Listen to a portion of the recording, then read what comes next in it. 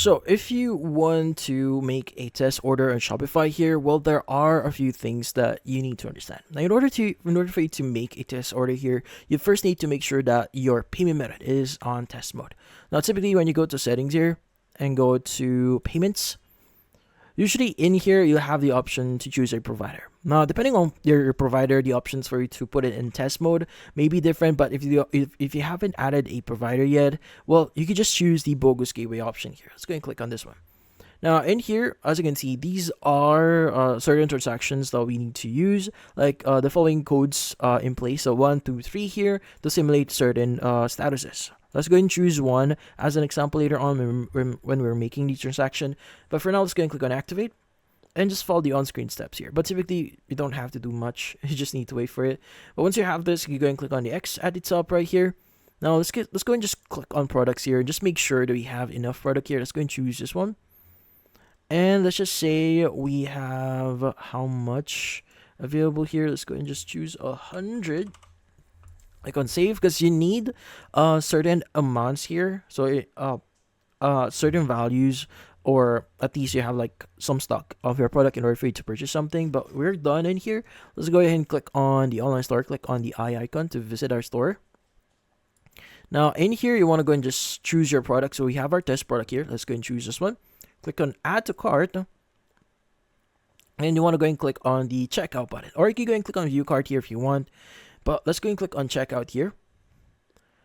Now in here, what you need to do is you want to go and just add the details. So as an example, you could just add whatever you want. So test@gmail.com. Use whatever information in here. Now your name, let's just say this is going to be test. Address is going to be testing. Address. No, this one is really important because you should this one are required because in order for you to process the actual transaction here. Now city, you could go and just choose whatever you want. Region, whatever you want. No, phone number, can you add that? But in here, this is where it's really important. Payment. Now for the card number, like what I said, I'm just going to use one. Now in here, I'm just going to use one.